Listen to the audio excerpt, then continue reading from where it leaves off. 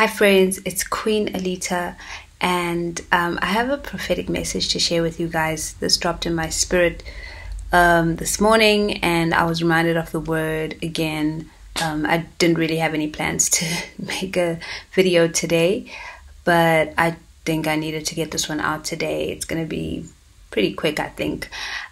So welcome back to the channel, and if you are new, welcome. Quick disclaimer, not every prophetic message that I share on this channel is meant for everyone, so make sure that you take it before the Lord before you run with the word. It may not be for you right now. God may be speaking to you about something else. The most important thing is that you're able to hear his voice for yourself, okay? And I know that for some of you this word will be confirmation of what he has already spoken to you about recently, or he's been speaking to you about this very thing for a while now. So the word really that dropped in my spirit was recompense, divine recompense. And I looked it up.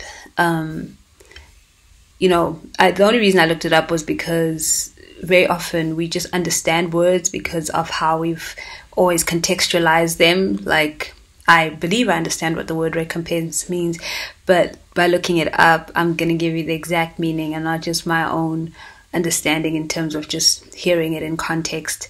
Okay, so recompense means to make amends to someone for loss or harm suffered, basically in terms of compensation. So compensation or reward given for loss or harm suffered, or effort made. So I like that second one, compensation or reward given for loss or harm suffered or effort made. And obviously to make amends for loss or harm suffered. So there are some of you who really have, there are two groups. Those of you who have suffered great loss, not because you've done anything wrong. It was just unjust. It was really it was something that happened that shouldn't have happened. There was nothing just about the loss or the losses. And the other group of you is those of you that have made great effort to follow the Lord, to do his will, and you found yourself in a position that is really, you feel like you're at the bottom of the barrel. Like, Lord, I have done all of this for you. Why am I still here? And I'm even getting a sense that you don't even do that. You don't even complain or ask God, why am I still here? You understand on some level that recompense is coming, that God is going to do it in his time. But even so, you also understand on some level that surrendering all your expectations is important. You know that when you surrender what you want things to be, how you want them to turn out, how you want the recompense to come, that compensation, how you want to be recognized, you let all of that go for God's will. So yeah, as I'm just sitting here just sharing this word, I'm even just sensing the amount of loss that some of you have suffered, just a great deal of loss. Just some of it just really, like, people would look at you and think, my goodness, like, why is this person not, why do they keep losing so much? Why have they lost so much? Yet they follow God, yet they are clearly, in a deep relationship with the Lord. And only God can answer those questions, because if this word is for you, it doesn't have to do with you opening the door for the enemy to do these things in your life. It's more what God has allowed as a process of refinement. And for some of you, it's just been a long process of refinement.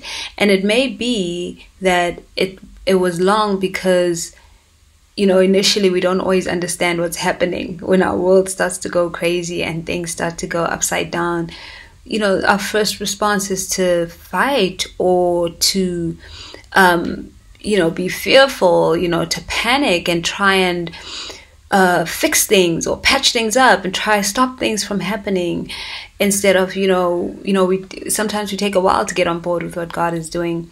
And I think through this process, that's one of the biggest lessons, is to stop and say, okay, well, these things are happening. Obviously, God is allowing it, and it's for a reason. What are you trying to show me, Lord?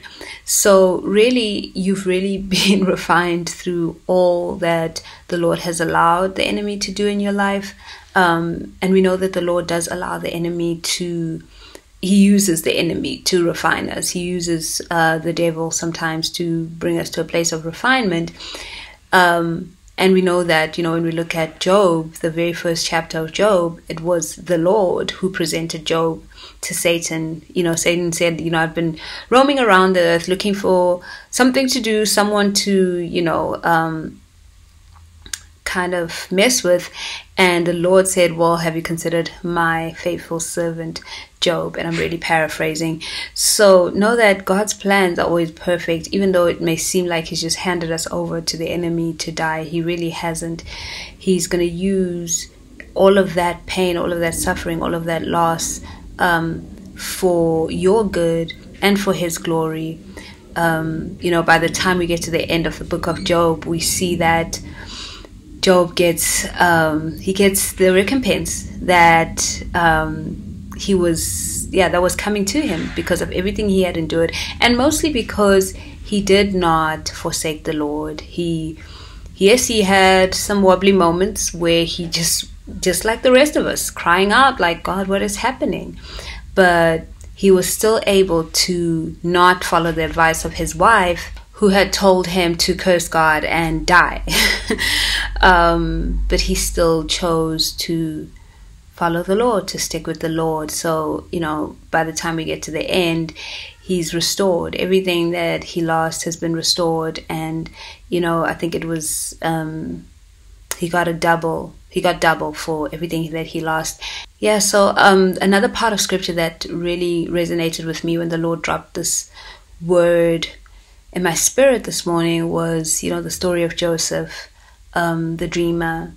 Just a profound story. And, it took years for him to see his recompense coming to him. It was so long. He spent years in captivity. From the moment he was sold into slavery, he was in captivity. Even when he was working for Potiphar, he was still in captivity. He wasn't a free man that he could just leave.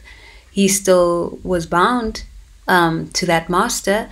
And of course, then he was sent to an even deeper prison, where, a real prison, a dungeon almost, because I can only imagine what prisons looked like back then. And even there, there were sparks of hope, like when he interpreted the dreams of the baker and the cupbearer. And, the cupbearer was going to be restored back into his position. So he had said to him, please, tell Pharaoh about me. Don't forget me. And, there was a spark of hope for him. But the cupbearer, when he was set free and his life restored to him, he couldn't think about anybody else but himself and just his excitement.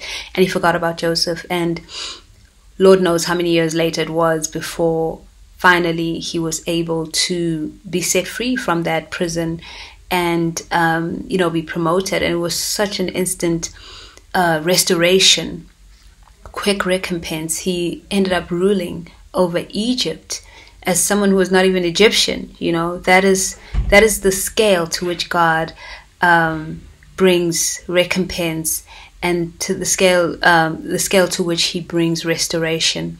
So yeah, I encourage you to go and read the story of Joseph. Those are the scriptures for this word today. It's from Genesis chapter 37 all the way up until Genesis chapter 50, the end of Genesis basically. That's the life and story of Joseph. So yep, that's what I would encourage you to do, just to kind of give you, okay, the Lord wants to minister to you as you read that part of scripture, or as you read about Joseph's story. Alright, so that is all I have for you today. I pray that you have a wonderful weekend. If you do celebrate Christmas, enjoy it. Merry Christmas, and I'll see you in the next video.